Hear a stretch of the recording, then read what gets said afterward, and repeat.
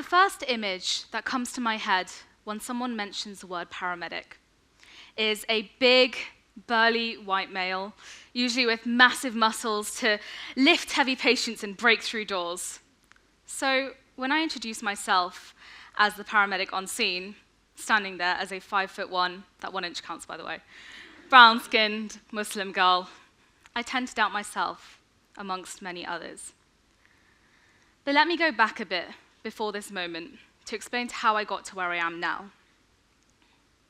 So my parents are from East Africa, and my heritage spans across that area, as well as India and Iran. I was raised and practiced as a Muslim, and have been wearing a hijab proudly since I was around 11 years of age. I grew up here in Birmingham, actually not too far from where we are right now, and went to school here too. All these aspects, my heritage, where I went to school, the environment I grew up in, all form a part of my own culture, and will continue to change and develop as I grow as a person. The environment you're in, the people that you meet, and the circumstances that you come across all form a part of your own cultural construction. This idea of cultural construction can be attributed to many things. The very first example I gave you of what we think of when we imagine a paramedic is a cultural construction, formed by maybe something that we saw on TV or a personal experience. The way that we predisposition baby girls to be dressed in pink and baby boys to be dressed in blue is a cultural construct. And the way that almost everyone outside of the UK knows Albert's obsession with a cuppa is a cultural construct. Essentially, they are joint understandings of the world based on shared assumptions of reality. Each nation, community, and group of people will form these ideas in coordination with one another, and they can influence our own identity and our own meanings of culture. Whilst most of these are harmless and in fact help us value the essence of diversity in society, many of these can become toxic and help limit the growth of a person to be their true selves.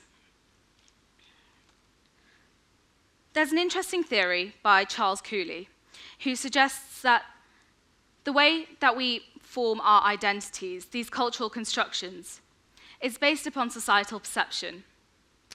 In other words, the way that we form our likes and dislikes, our personalities, is based upon what we think society thinks of us. He calls this the looking glass self. This persona that we form is built up with 3 main steps: imagining how you or your actions appear to others, then considering how others will judge you based on these actions, and finally forming a feeling or response based upon these judgments. It wasn't until I really came into paramedicine and had the experiences that I had that I realized how much my looking glass self had built me up to this role, yet broke me down twice as much. Growing up, I was really, really proud of my heritage. My dad had come to this country as a refugee and not long later married my mum, both of whom had copious stories to tell me about their lives. One thing I noticed that resonated in all of their stories was how appreciative they were of now living in the UK, and how things could have been if circumstances didn't turn out in the way that they did. I was always reminded of the us and them situation, that I shouldn't really rise or speak out when I wasn't getting treated in the same way as my white counterparts were. In Birmingham, this didn't really affect me as much. We're lucky over here to have such a multicultural population in which I was easily able to find friends and colleagues to share and experiences with. I spend a lot of time in my community centre, my local mosque as well, which is full of people with mine or my parents' backgrounds. It's easy for me to find people to match in my community centre in terms of different milestones in life, education, or profession.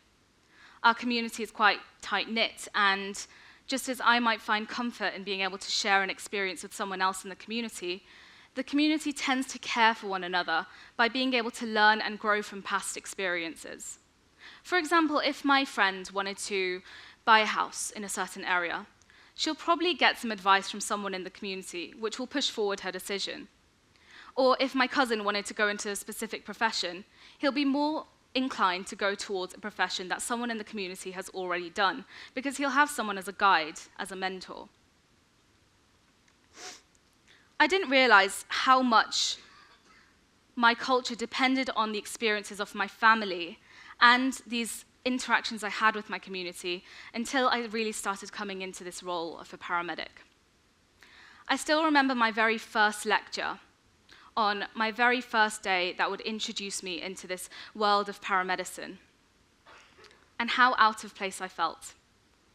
Amongst a room full of students, the very few of us who are of ethnic minorities, of which there are only around 4, were placed into the far corner of the room. That experience sort of set the tone for how it would be, being in a profession where there's already such a lack of ethnic minorities. But I'm not really here to talk about the racist abuse I had from patients or colleagues who didn't understand my religion, my background, or why I do things in a certain way. Nor am I here to talk about how I suddenly became the representation for all people of my skin tone or my religion in my area of work, which meant that I became the subject of many questions or comments, offensive or not. What I do want to talk about, though, what I do want to focus on, is how I initially reacted to that treatment. And the truth is, I didn't react at all. I was scared, partly because that same mindset was going through my head, that I was lucky to be here, and partly because of the fact that I wasn't seen as another person amongst my colleagues, but rather that person who looked like she didn't belong. I found myself making excuses for their comments, relying on past experiences, like that time that my family didn't get served at a restaurant despite requesting it multiple times, and wondering whether it had anything to do with the fact that we were the only ethnic minorities there. Yet my parents saying, we don't want to make a fuss, we don't want to cause unnecessary attention, because of fear, or because we didn't want someone to question our presence there in the first place. I never really had felt so alone. I decided to maybe talk to someone, share some insight on what I was going through, usually falling back on someone within the community. However, instantly pushed that thought aside due to previous judgments that they did. I'm the only person in my mosque to currently pursue this role of becoming a paramedic, and this was met with a few raised eyebrows and comments. Some people in my community thought that it wasn't appropriate that a woman of my culture should be going into this role, especially being a Muslim on top of this. Even my own family had their judgments and concerns, and constantly did question this choice of mine of coming into this role. I was scared about their judgments, and I constantly did question whether I should leave, because I deemed by my self-perception of their judgments as this being something not of benefit to me. Instead of accepting the person that I am, I decided to depend on other people's judgments. Despite being known as a bit of a talker, I decided that the less that I'd speak, the less people would have to say about me. In Cooley's theory of this looking-glass self, he portrays that the human being themselves is completely reliant on other people's perceptions of them. However, I don't really think this is the case. I think that we only use our looking-glass self when it's of importance to us.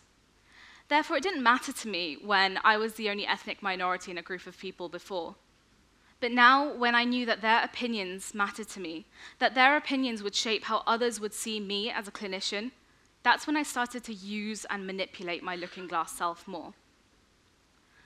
Before, I was really confident and proud to talk about my religion, or why I do things in a certain way, something my parents had already instilled in me since I was little. But now I found I was holding this back in the fear of fitting in.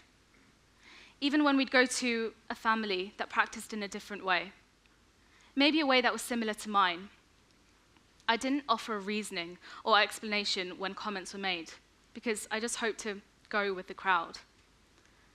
In both ways, I found that I was coming to a stalemate. The culture that I built with my family and community fought at me from one end, and this new culture in which diversity and acceptance and new voices wasn't a norm was at the other. This built up on me for months and months and months until finally I decided I've come to two choices. Either I quit the profession and save myself from the constant mental battle I was undergoing, or I shed some light on my journey in the hope of finding others like me. I turned to social media And within a few days, I was met with a flurry of messages.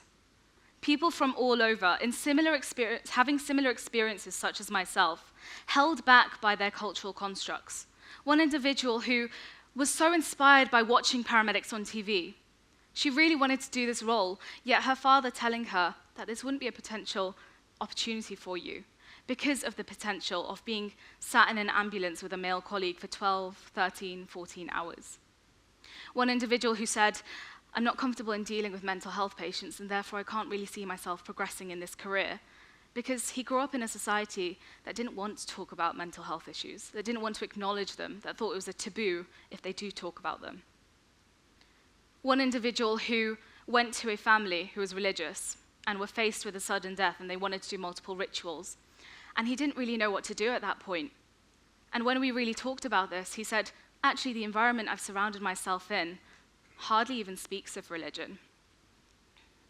At this point, I realized I was trying so hard to be someone else, a different self with my family, with my community, with my workplace, that I didn't realize that both of these areas had issues and problems, and not because of me.